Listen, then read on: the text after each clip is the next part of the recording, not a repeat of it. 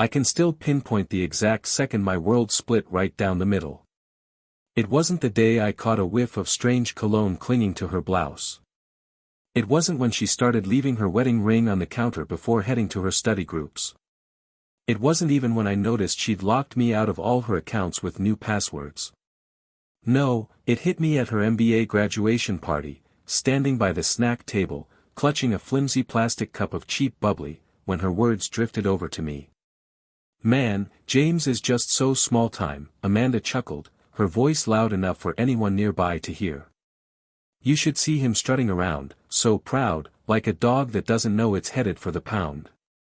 Her pal Ashley snickered. "So, when are you breaking the news to him?" "Break what?" "That I've moved way past him. That Dylan's got contacts James can't even imagine. That I've been putting on a show in bed since our second year married." Amanda took a swig of her champagne. "He paid for this degree. Might as well keep him thinking he's useful until I sort out the smoothest way to ditch him." I stood there, my drink halfway to my mouth, feeling like someone had reached into my chest and yanked my heart to a dead stop. 3 years of pulling extra shifts. 3 years of packing her lunches while she slept in. 3 years of convincing myself her growing distance was just school stress. All so she could stand a few steps away, casually planning to toss me out like an old couch. I didn't storm over or lose it. Instead, something cold and razor-sharp clicked into place inside me. I slipped into the bathroom, splashed cold water on my face, and stared into the mirror. "Enough's enough," I muttered to the guy looking back at me. For the first time in ages, I actually saw myself. That was 5 months back. Now, watching Amanda's perfect little world crumble from a safe distance, I can't help but grin. She never saw it coming because she never truly saw me. I first crossed paths with Amanda 6 years ago at a buddy's New Year's bash. She was a knockout, bold, driven, with a laugh that could brighten the darkest room. I was just a reserved accountant who caught her off guard by knowing exactly which wine went best with which cheese.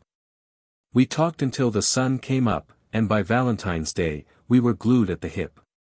"You're not like other guys, James," she said once. "Most try to one-up me. You just have my back. It's like you're confident enough to let me take the spotlight." And I was. I admired her fire, her ambition. When she dreamed about getting her MBA from Westfield Business School, one of the top programs out there, I stayed up late with her, digging into program details. When she fretted about the cost, I told her, "We'll figure it out. I've got faith in you." We tied the knot after 2 years together. The wedding was small but classy, just like our cozy suburban starter home. For a while, we were truly happy.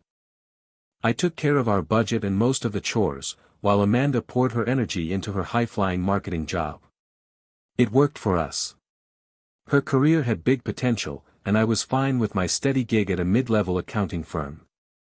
I wasn't chasing the same big dreams she was, but I was solid, trustworthy, devoted. When Amanda got into Westfield's elite MBA program, we cracked open champagne and danced like kids in our living room. That night, as she slept snuggled against me, I made a quiet vow, I'd do whatever it took to help her win. I had no clue that promise would leave me completely empty. The shifts in Amanda's behavior crept up so slowly I almost talked myself into thinking it was all in my head. In her first semester, she'd come home wiped out from late classes, stressed but thankful.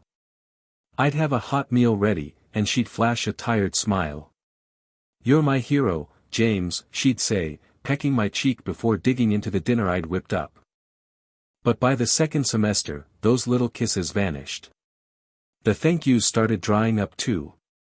Then she bailed on our regular Friday date night for the first time. "Sorry, James, I'm swamped," she said, eyes glued to her laptop. "Professor Hughes dumped this huge case study on us, due Monday, and I'm nowhere close to done. A few of us are hitting the library to tackle it together." "No big deal," I replied, quietly tucking away the concert tickets I'd bought as a surprise. "Need me to throw together a sandwich for you to take?" She shot me a weird look, half pity, half annoyance. I'm not a kid, James. We'll probably just grab some takeout. I stayed up past 2 a.m. that night, waiting for her. When she finally strolled in, she reeked of whiskey and some fancy cologne I didn't recognize. When I asked how the study session went, she let out a heavy sigh. "Come on, James, don't be that clingy husband nobody likes," she snapped, kicking off a pair of sleek designer heels I'd never seen before and heading for the shower. "Besides, making connections is half the point of this MBA. You wouldn't get it." Her words left a sting hanging in the air. I wasn't smart enough, driven enough, or good enough to keep up with her shiny new world. I pushed down my doubts and leaned harder into supporting her. I took on extra accounting work to help cover our growing bills.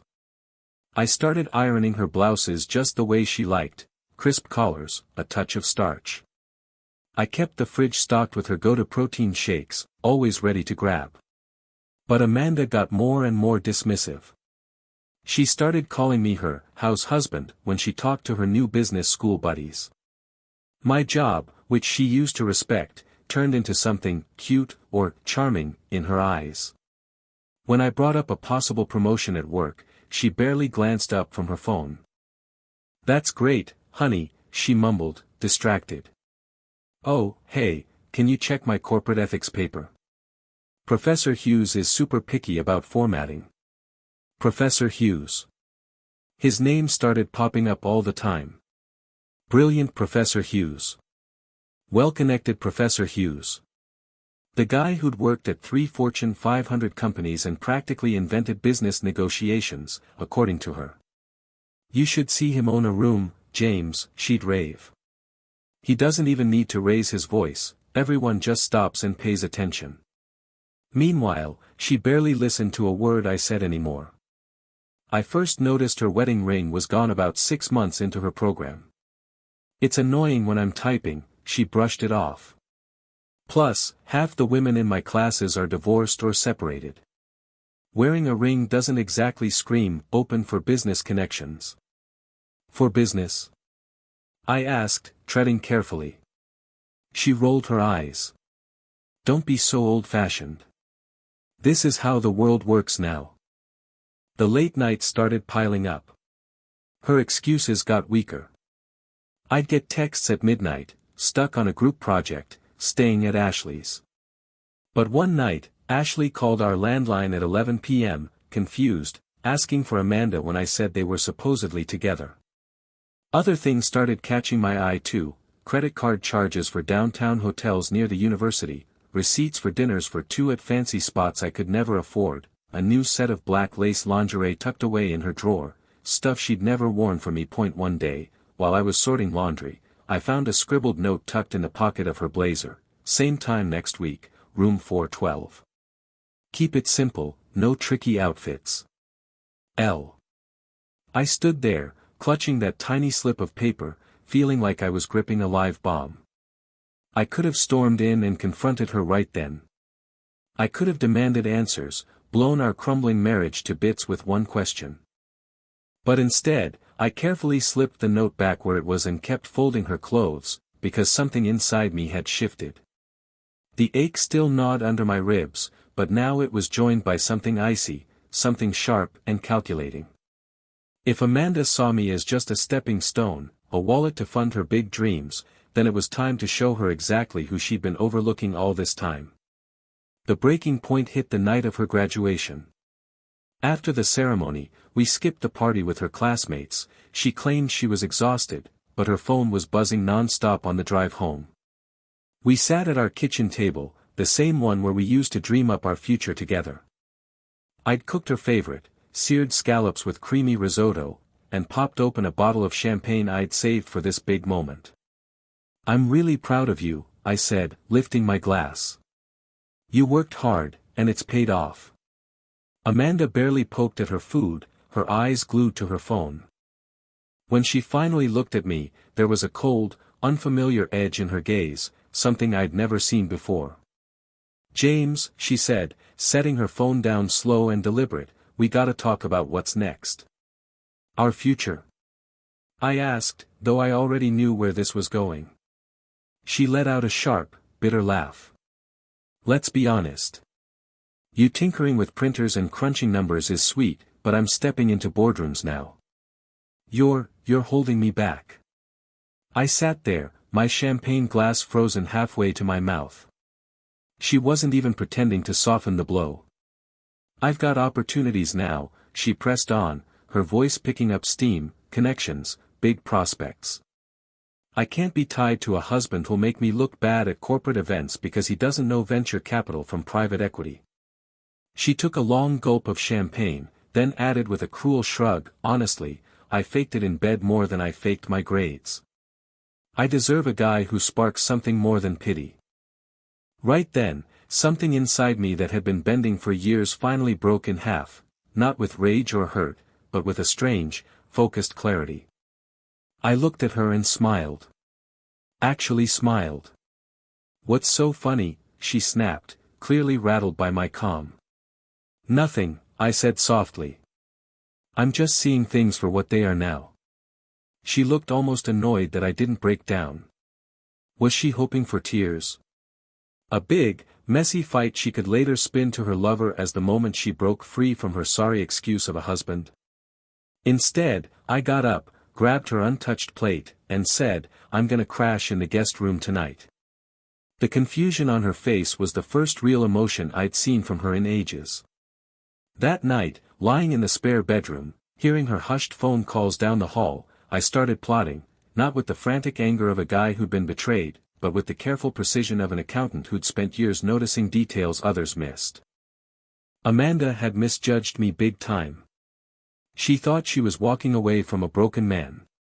Truth is, she was setting a new one loose that I figured out that real revenge needs three things: patience, attention to detail, and catching them off guard.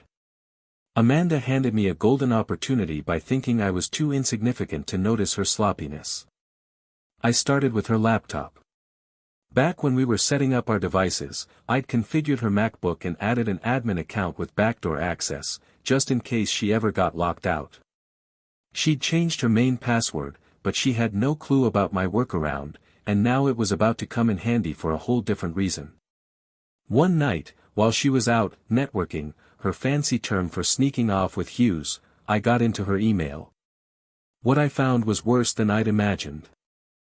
Hundreds of emails between her and Professor Dylan Hughes, going all the way back to her first semester, playful at first, then straight-up plans for hotel meetups, and even schemes to hide their affair from the university's ethics board. The real kicker was the emails about her MBA thesis. One from Hughes at westfield.edu to Wright at westfield.edu read, "Here's your latest draft with my changes. I overhauled the methodology and threw in the statistical analysis you were missing. Delete this after you grab the attachment. As far as anyone's concerned, I'm just your advisor giving basic pointers. Same hotel tonight, room service is my treat." I saved every single email, making sure to cover my tracks so she'd never know I was there. Then I dug into her text messages, which I could pull from the cloud backup she hadn't bothered to turn off on our shared account. The texts were even uglier than the emails, more personal, more graphic, and way more reckless. Hughes sent her selfies from the bathroom during faculty meetings. She sent him pictures of herself in nothing but one of his ties. They traded crude jokes about me, the oblivious husband footing the bill for her degree while they laughed behind my back. "James thinks I'm at the library," she texted one night.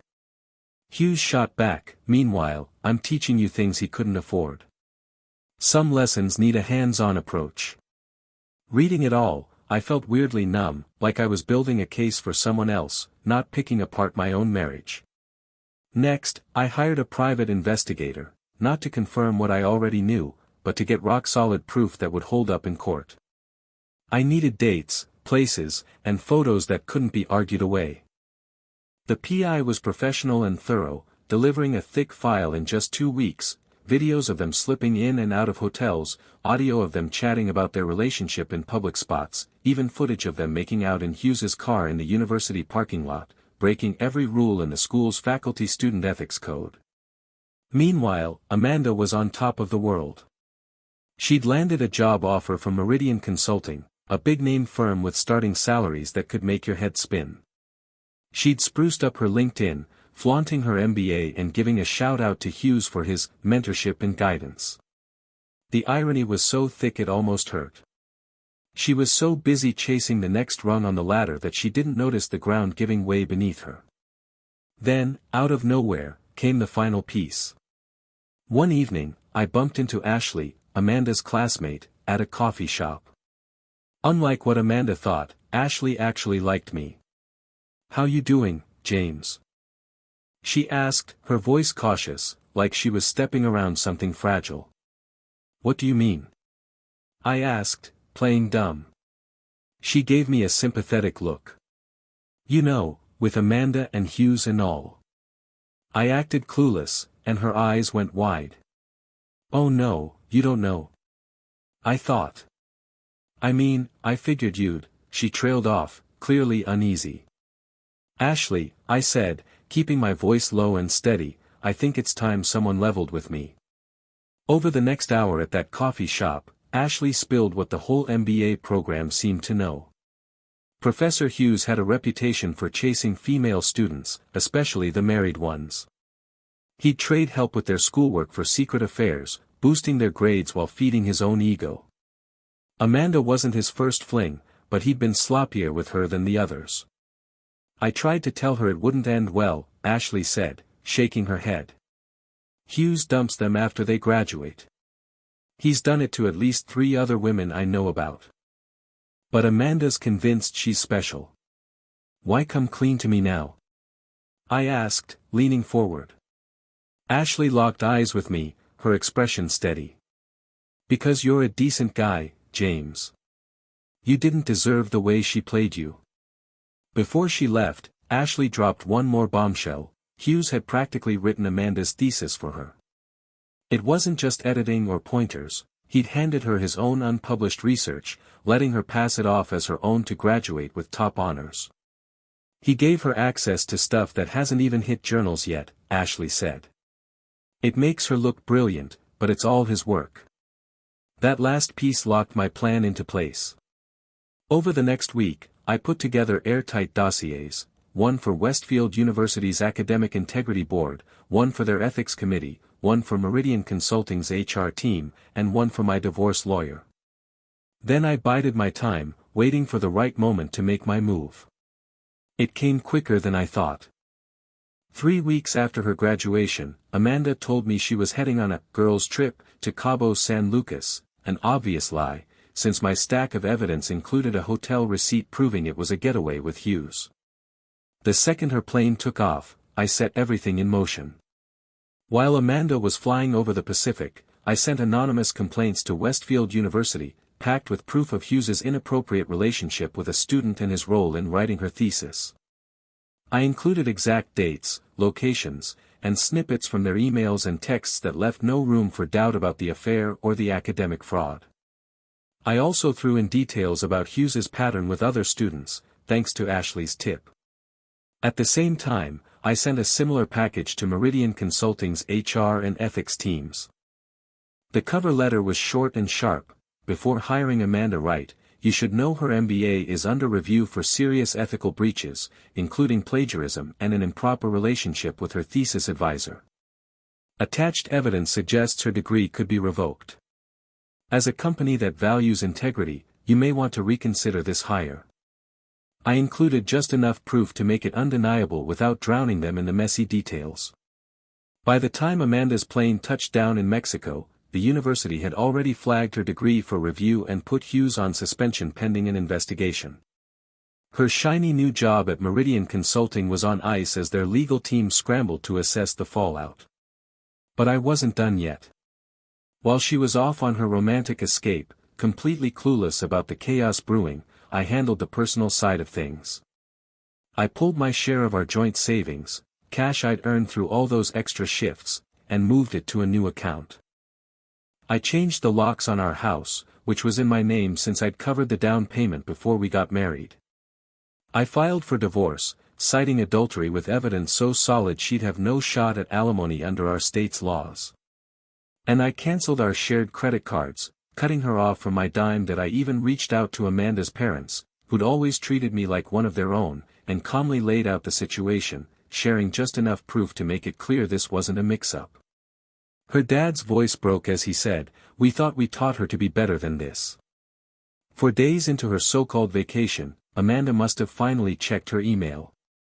I picture her lounging by the pool, maybe sipping a pricey margarita she'd put on our shared card, when her phone lit up with notifications, from the university, urgent, investigation into academic misconduct, from Meridian Consulting, update on your employment status, from her department chair, degree review in progress, from her parents, call us immediately, from my attorney, divorce proceedings notification. She blew up my phone with 17 calls in a row. I didn't pick up. Instead, I sent one text, "Have fun on your trip. No rush to come back for me. The locks are changed. Your stuff's in storage, Unit 247, Code 0523, our wedding date, funny enough. Divorce papers are with my lawyer. With the evidence, it'll be quick. P.S. Hughes is suspended and apparently pointing the finger at you for leading him on. Guess you're not as unique as you thought." Her response was a flood of texts, swinging from shock to fury to begging to threats. I blocked her number and moved on. When she cut her trip short and came back, she found exactly what I'd said, a house she couldn't get into, accounts she couldn't touch, and her reputation in ruins. Meridian Consulting pulled their job offer after the university confirmed her degree was under scrutiny for major ethical breaches. The Academic Integrity Board had already set a date for her hearing, where she'd face charges of plagiarism, academic fraud, and breaking the university's ethics rules. Hughes, true to his nature, was already backpedaling, telling everyone Amanda came on to him, that he'd made a dumb mistake, and that she'd twisted his academic help into something shady. Her parents, old-school folks who prized honesty above all, were so ashamed of the scandal and her actions that they stopped talking to her for a while. As for me, I was crashing at a buddy's place, sleeping better than I had in years, and gearing up for a fresh start.